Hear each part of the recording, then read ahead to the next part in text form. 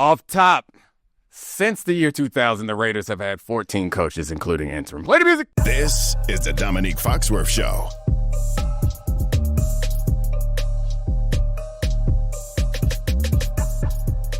Welcome to the Domonique Foxworth Show. Very special Domonique Foxworth Show. We got Charlie Kravitz here, which is, that's usual, which is always special. It's not special. But we're welcoming back Bomani Jones, who also has on a purple shirt. Like, I don't think I've ever seen Bomani in anything this bright in my life. You feeling good? You turn over a new leaf? You happy? What's going on? Look, man, I don't really be leaving my house. You know what I'm saying? So I guess I got to find the excitement right here all across my chest. You boys down there in Miami again. Yeah. Well, do you remember the last time Domonique had some social media photos pop up and he was wearing that crochet pink shirt, and then he freed the nipples for social media. I looked great in that shirt. I don't believe I ever saw that. Yeah, send it to him. Like, he said it as if it's something I should be ashamed of. No, I'm not ashamed of. Saying, like, I look for it was you're judging a purple shirt. My man, no. I wasn't judging it. I like it. I think that Bomani looks great in colors. Like, brown skin looks phenomenal with colors around it. You, on the other hand, Charlie, keep with that muted. That's what I've been trying to tell you. But no, it was I took my wife to Vegas for her birthday to the Usher show. Yeah. And I might have seen you. I didn't see you in the shirt. I saw you that weekend. Oh, yeah. I don't know if I wore the shirt to the concert. We were there for a whole weekend, but yeah. Oh, that's right. You were there that weekend, I think. Yeah. I was there for Summer League. Yeah, that's right. And we saw Wemby. That was a great weekend. But yeah, I had a little knitted shirt. And send me this picture, Charlie. I ain't received. Yeah, I gotta find it somewhere deep in. I thought I looked great. Instagram lore. I can find it. I'm sure. I'll search it up and send it to you. But I guess I should have known, Bomani, that you're a fisherman. Like, I was not complaining, but like, I grew up in a city. My son has grown up in cities, and I don't really fish. But over the last few years, I don't know what sparked this interest in him, but last 5 years or so, I've gone fishing probably 20 times because he is really into fishing. So we're going deep sea fishing. I'm a little concerned about getting on a boat and going deep into the ocean with white people that I don't know. But I love my little man, and he want to go fishing. He want to catch some big fish. Yeah, you ain't that worried. You wouldn't take your son out there if you was really that worried about the white people. You know what I'm saying? Like if you was really worried and you still did it, I should call child abuse on you right now. I mean, you might need to. It might get me out of it. But I said a little worried. I'm not really worried, but it is not even the whiteness of the people as much as it's like, we getting on a boat going on in the middle of the ocean with strangers. I think the history of black people getting on boats that white people are leading is concerning. But just anytime you get on a boat with some people you just met 30 minutes ago and going into the ocean, it's a little scary. I'm going to just say it was Bison Dele's brother who did it to him. You know what I'm saying? So, like, it, they can't happen to you, then it do. But I don't think that's what's going down. And I want to be clear. I'm not really a fisherman. I just appreciate the value of the activity. So about it's almost 20 years ago now when I was working for Page 2. ESPN, I don't know if they still own it, but they had ownership interest or whatever in the Bassmaster Tour, the Bass Fishing Tour. Yeah. And so I went and I covered the Bassmaster American for 3 days in Charlotte. It was a very interesting event. But I went out on the water and I got it. Like, I saw and I appreciated the tranquility of the whole situation. Now, granted, their whole thing was wild. It was like a mix of like NASCAR and wrestling and everything else when they all got back from the water or whatever for the weigh-ins and stuff. But I saw the value of it, man. The little homie just want to go out there and be at peace. You know what I'm saying? I feel that. That's exactly it. Like, he really is into animals and stuff, and it's the most like... the animals, so he want to go kill them? Nah, we always throw them back. But yeah. Okay, now I'm lost. I mean, we're not doing it for survival. Like, some people enjoy fishing. Like, it's not about having a meal. You're supposed to bring it back and get some of that good eating, them delectable victuals. Maybe we will this time. But normally, like, it's out there for the tranquility. Like you said, the tranquility. That too. But, like, I mean, you don't kill them, you just maim them. They be shook as hell getting out that water. What's going to happen? And then you just throw them back. Okay, they be going back there, man. I thought it was my time, man. I thought I was up. Sometimes you need a little scare. Get you right. I'm helping them out. Be more careful. You got to be more careful. By the way, speaking of someone who's shook as hell, this is a good transition. One question right fast before we get there. I had never thought about this before. So the game in fishing really is you put a worm on a hook or some variety of worm, and then you throw it out there, and then the fish go get it. Do it just be worms floating around all the time? Like, to me, that seems like it would be too good to be true. I think it depends. So we've used worms before, but we've advanced to using other type of lure that look like smaller fish for the big fish to eat. But you're right. It's still like fish. Normally smaller fish move in like schools. When there's just one little fish hopping around, I think you're right. The fish should be like, hold on, free lunch? Free lunch? Now Bomani just got the text that I sent. He just saw the I did. And I do recall actually seeing this shirt. But my understanding of your life and your wife, this doesn't even get like a second glance from me in real life. The fact that you posted it on the internet, a little bit different. Oh yeah. You know, because I got a whole different attitude about this posting. Oh yeah, I was trapping. Yeah, I would trap a dog. Oh, you was trapping. See, no, I thought I would not have thought of that as being a trap shirt unless I was just trying to trap the ridicule of the homeless. So there are different. I wouldn't wear that shirt just around. That's a Miami. That's a Vegas shirt. Like if I agree. Yeah. So I feel as though. Well, I was completely comfortable with it. You loved it. Oh, I loved it. I looked great. Yeah. Yeah, I mean, I ain't gonna lie, man. You know, now that I've been doing a little bit more on this fitness journey or whatever, and I ain't Domonique. Like, even though Domonique ain't even really got to do work on the fitness journey, he was born on one. It wasn't even a journey. He was already there. I'm sorry. Oh, born on third place. Third base. Anyway, my son got abs right now. That's what I'm saying. He never done a crunch. Never done a crunch. Yeah. Be walking around with a couple little 12-year-old pop-outs. My brother used to say I had unearned abs, but I really didn't have abs. I was just really skinny. I didn't have anything else.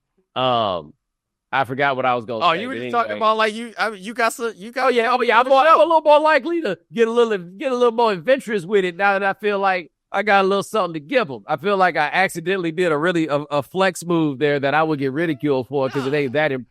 I don't actually think it's ridiculable. That's a surprisingly good flex. Them sleeves is looking tight, Mo. Them sleeves looking a little snug. That's what I'm saying. When people first started noticing about a year ago, bruh, I ain't never felt more like what I imagine it feels like to be somebody's mama. Like, compliment your mama. Oh, thank you. It was all hitting me like, yes, I have gained some weight. Yes, I have been working out. That's one of the, so like, nice arms is one of those. We had this conversation before, I think, when it was around Super Bowl, where we were talking about there are certain compliments that are more than compliments that when I was young, I didn't recognize. Yep. If a young lady tell you got nice arms, bruh, don't say thank you and walk away.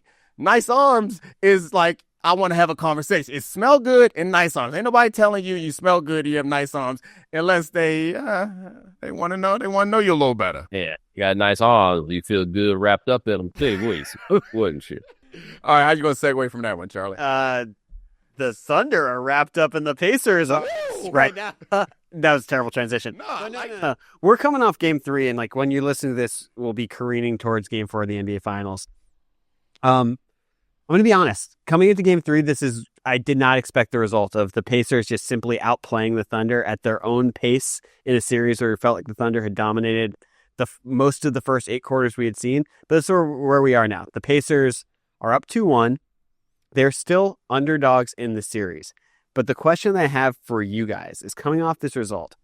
Bo, did this feel more to you like Game 5 of the 2011 finals when we saw Jason Terry and the Mavs and Dirk give that punch to the Heat? You're like, whoa, they're actually the better team. Or does this feel more like the 2015 finals where after Game 3, LeBron without Kyrie beat that Warriors team in a sort of a last gasp? Yeah, so I want to say it probably feels more like 2015, right? Because look, there's something different about doing it in a Game 5. Mm-hmm. And that Game 5, when Dallas did it, now they're up 3-2 and they're going back to Miami. They only need one more. You know what I mean? Like, it was like, oh, something has happened here. And we were watching LeBron James kind of wither away under the heat of what had to be the most stressful year anybody's had in the history of the NBA, right? However, with this one, I did get the feeling that the Pacers are where they are in this in part because they seem to be a little mentally tougher, right? Like if the Pacers have shown us anything is they ain't quitting.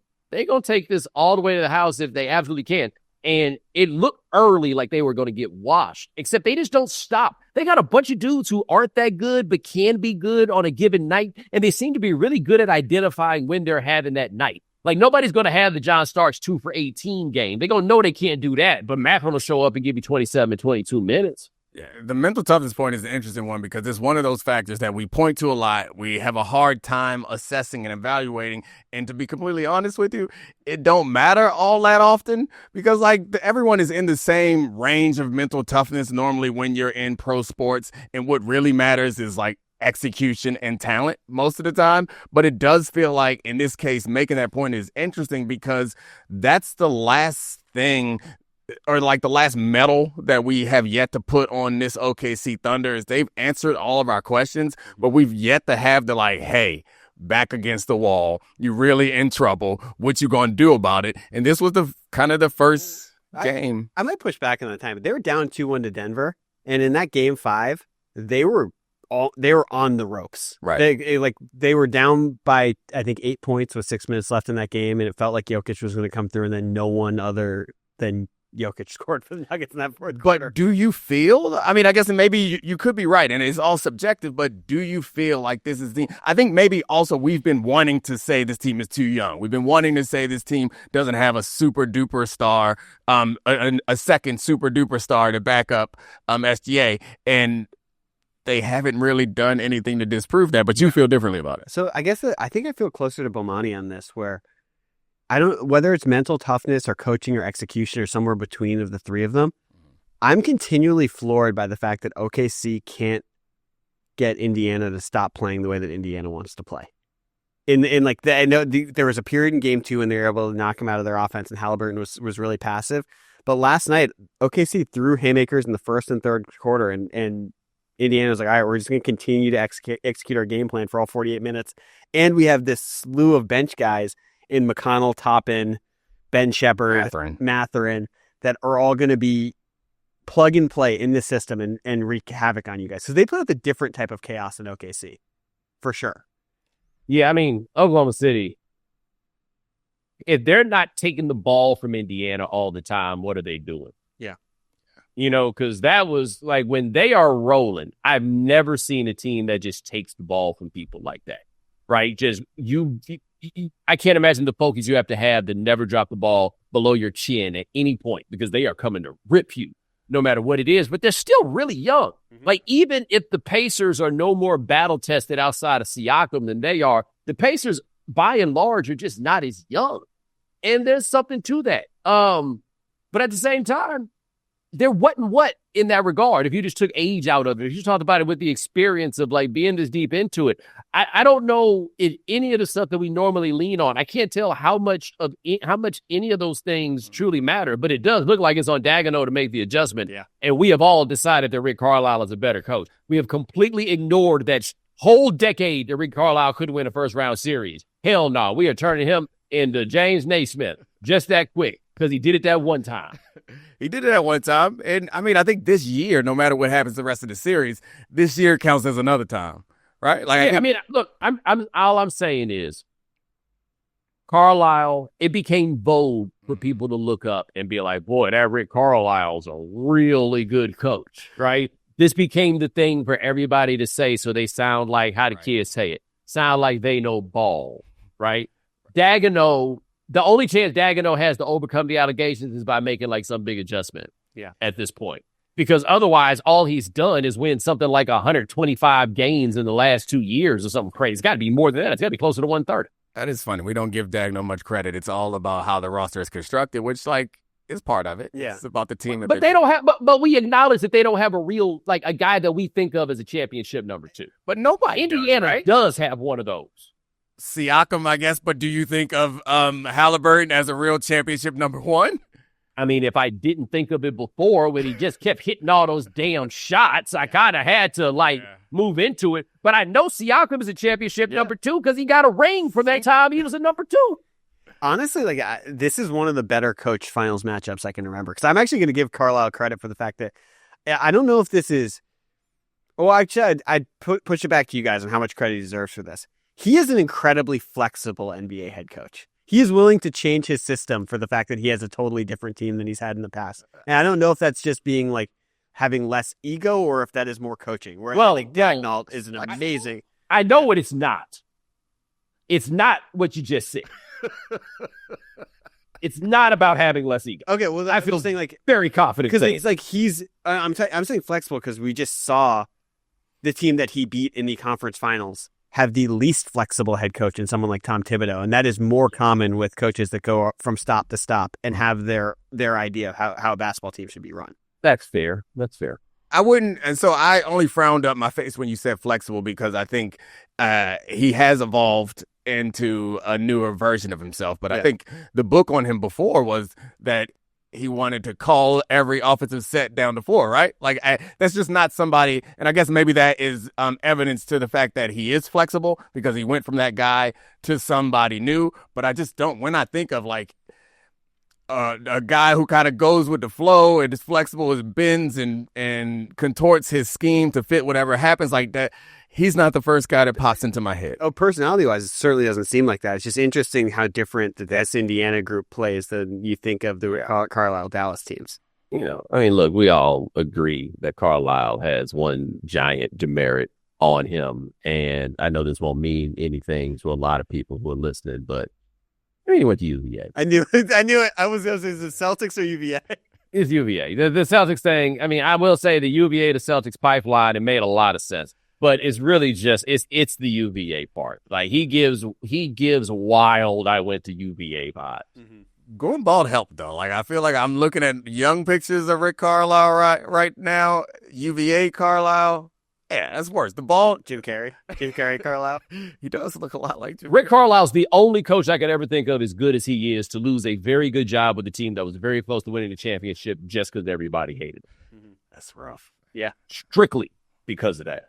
So do you feel different? Like I gotta be Pacers honest. in 6. Yeah. What? Pacers in 6. I'm so torn because I like inherently I still think Oklahoma City's better and I think they should still win the series. But the Pacers are 2 games from winning the NBA championship. Like I can't not take that seriously at this point. Hey, I've been flagrantly disrespectful to them in the past. And let me be clear. I don't have an explanation. I'm just telling you. I was about to ask. Yeah, because that's what it feels like though. Watching the games, you said that's what it feels like? That they just are magic, that they've won all of these games they shouldn't have been able to win for the last 2 rounds, where it's like, I don't need an explanation. They just somehow keep winning. Yeah, that's why I have a hard time with the... I feel like I'm being disrespectful to Pacers because of the success that they had and the way they played in that game. And it may be like confirmation bias on my part, but watching that last win and watching all the rest of the games, like that last win felt like first game at home, energy, outstanding, TJ McConnell going nuts. The rest of the quarters in this series is like, come on, guys. Well, but let's think about this, okay? And I want to hold some time so we can talk about Shemar Stewart before I go learn some Espanol. All right. They went to the conference finals last year. Mm-hmm. That was and they played Boston tough without Halliburton. Keep it in mind that Mathurin was out by the time the playoffs came around, and they didn't have him. So this team that went to the conference finals last year, they are now in the NBA finals, and nobody is talking about whether a window is open. Yeah.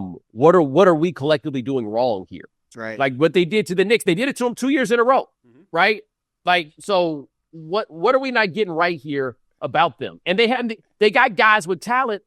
They got a number 2. Yeah. They got a big man that can shoot threes, although, you know, the window part, who knows how long he's going to be there.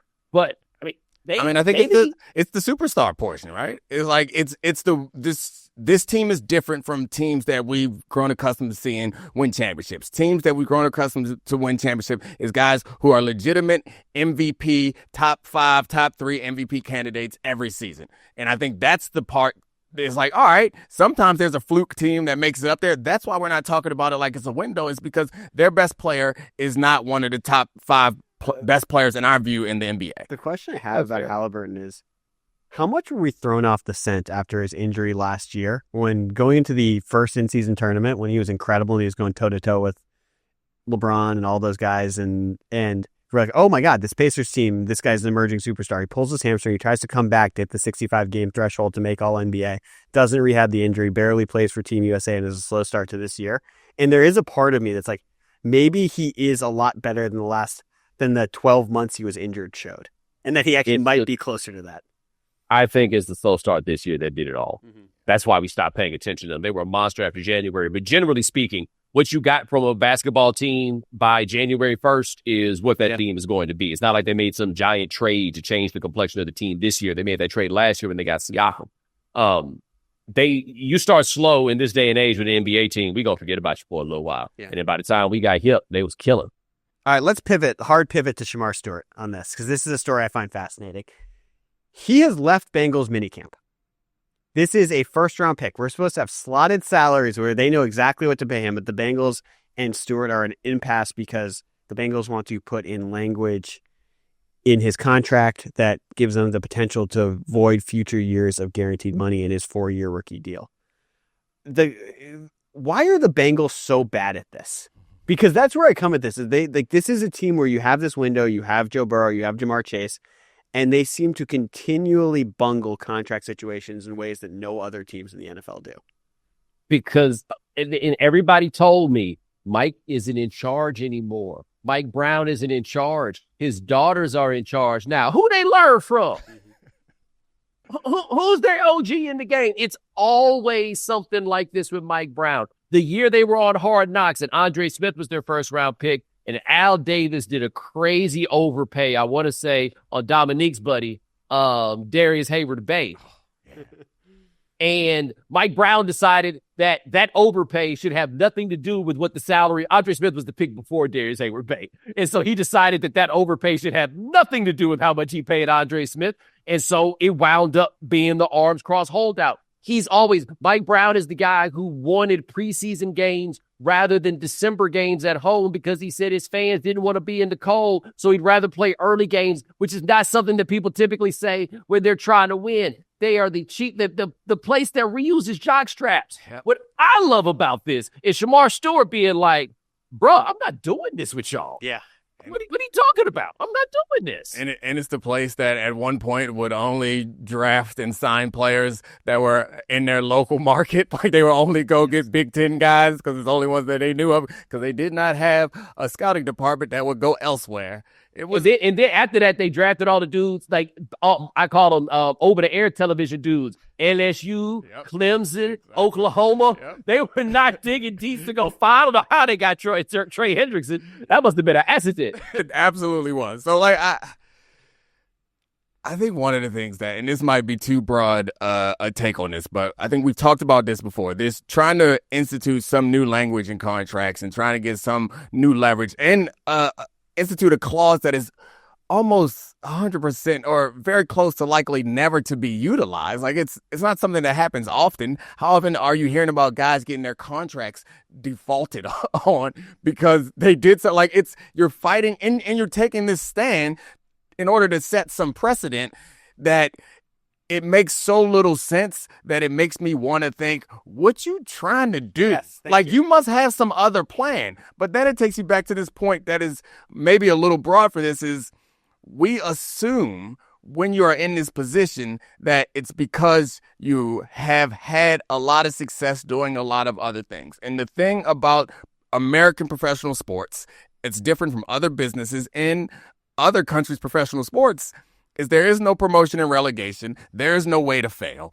And if you find your way in here, not because of like whatever achievements or smart decisions or success that you've made, you find yourself in this position to make these decisions. There's no reason why Mike Brown or the people who are his daughters who are now running the team, there's no reason why we should assume that they got some master plan.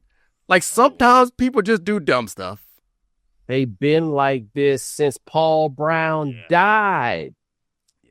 Like this is who they are. And Joe Burrow and Jamar Chase are so good. That's the real moral of this story here.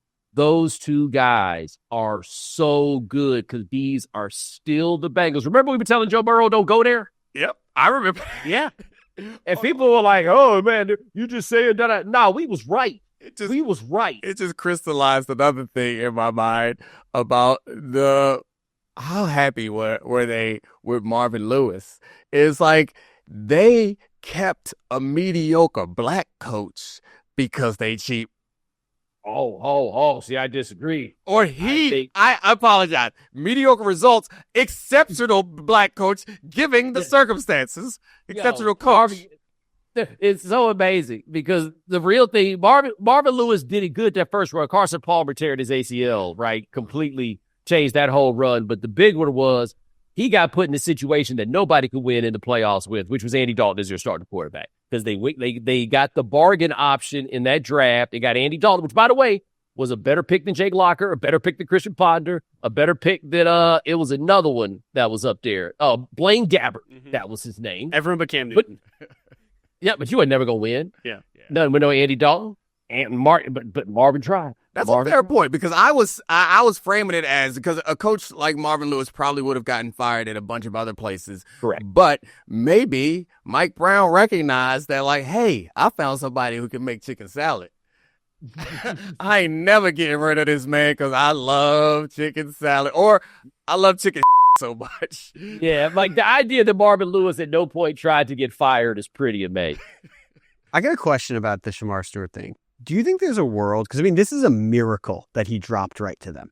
Like, we thought he was going to go higher in the draft. He's exactly what that team needed. Their defense could not get to the passer at all. Is there any chance where he doesn't play for the Bengals? I think so. Because otherwise he'd be there by now. Like, this is, if you just want to get in there, this is a highly unlikely situation.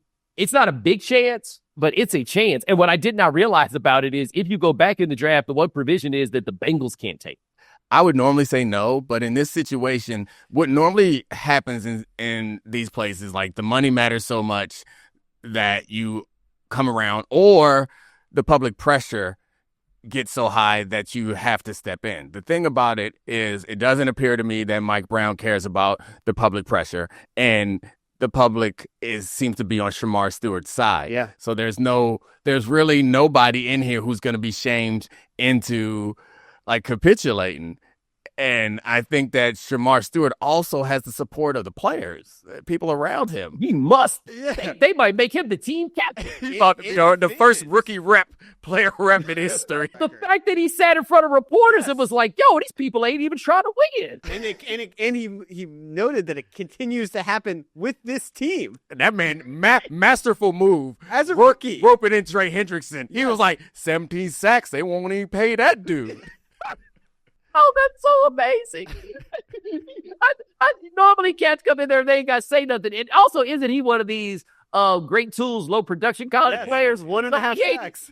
Forget about not doing nothing in the NFL. He didn't even do nothing in college. It's funny because him pointing to sack production as a reason to pay somebody as he's someone who went 17th in the draft when he had a sack and a half, but he looked good, man. He a hell of a... But that's his point. His point is imagine how much money I would have made if I got 17. None, all default. Which if you got, well, yeah, he would have been drafted by someone else who didn't want to play these dumb games. That guy... I do love that, though, but you made the right point. It's this unlikely scenario that makes you feel like they out here trying to get me.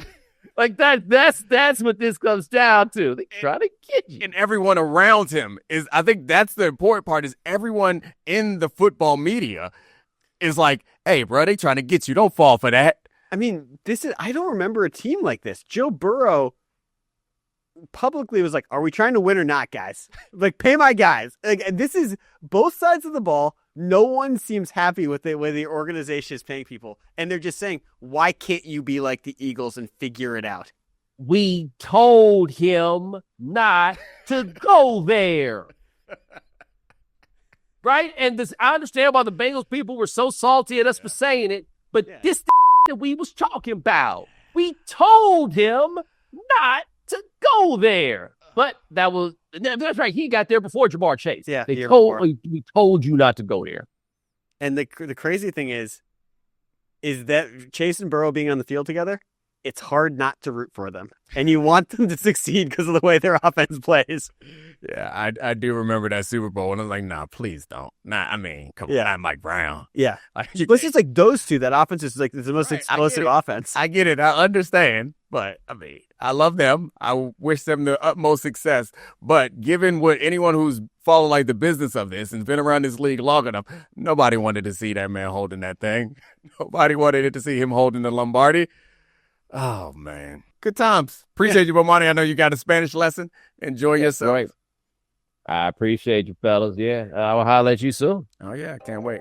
All right. Thanks, Bomani Jones. Thanks to Charlie Kravitz. Thanks to the good people here for lending us this studio. We out. Let's go fishing. This is the Domonique Foxworth Show.